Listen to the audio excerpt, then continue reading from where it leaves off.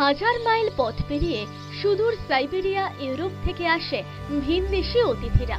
প্রতি বছরই শীতের শুরুতে বাঁকুড়ার এক কলেজের পুকুরে আসে সাইবেরিয়ান ডাক, পেন্ডেল ডাক, ওয়াইল্ড স্প্যারো সহ অসংখ্য বোহেমিয়ান পাখির দল।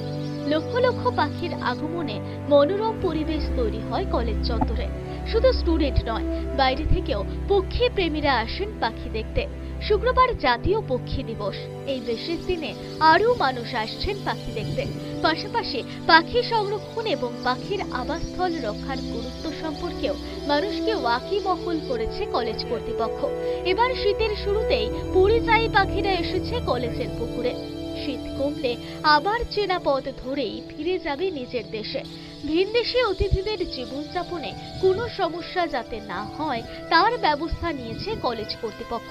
শীতের শুরুতেই কচুরিপানা পরিষ্কারের পাশাপাশি চোরা শিকারীদের হাত থেকে বাঁচাতে নিরাপত্তার ব্যবস্থা করেছে কলেজ কর্তৃপক্ষ। যে বছরের একটা সময়ে শীতকালে যে সমস্ত পাখিরা আসে তারা যাতে নির্ভয়ে থাকতে পারে সেই জন্য আমরা যেরকম কচুরিপানাকেও সমস্ত গোটা পুকুরটিকে পরিষ্কার করে দিয়েছি, সংস্কার করে দিয়েছি। সাথে সাথে আমরা এখন দেখতে পাচ্ছি কি যে চোরাগত্তা প্রচুর মানুষ আসছে, তারা পুকুরের বিভিন্ন প্রান্ত থেকে তারা বিভিন্নভাবে পাখিদের উপর ডিস্টার্ব করে, সেটা যাতে না হয় আমরা সিকিউরিটির ব্যবস্থা করেছি।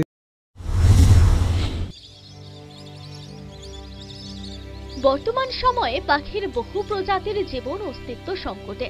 অসংখ্য প্রজাতির পাখি বিলুপ্ত হয়ে যাচ্ছে।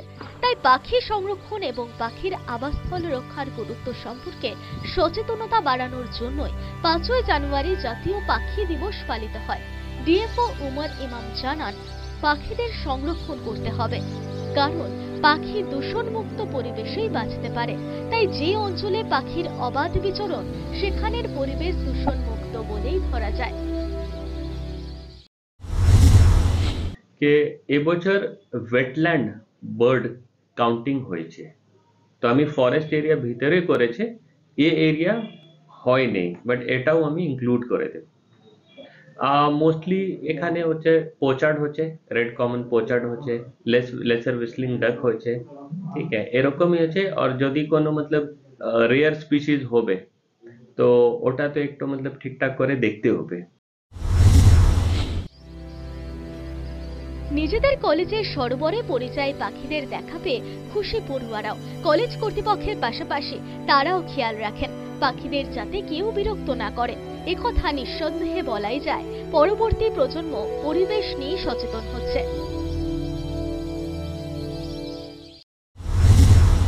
ওরা প্রথমত উড়ে আসার পরে আমরা যারা স্টুডেন্ট আছি আমাদের দেখার একটা প্রচুর মনোরম পরিবেশ সৃষ্টি হয়। আর সব থেকে বড় কথা যেটা, যে আমরা যারা স্টুডেন্ট আছি তারা খেয়াল রাখি এটাই যে ওদের যাতে কোনো হার্মফুল বা কোনো ডিস্টার্ব যাতে না হয়, পাখিগুলো যাতে কোনো হার্ম না হয়, কলেজ কর্তৃপক্ষ নজর রাখে এটাই।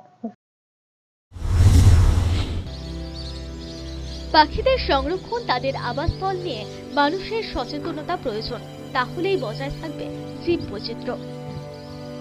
বাঁকুড়া থেকে দেবাশিস মৌলিকের রিপোর্ট, নিউজ টাইম।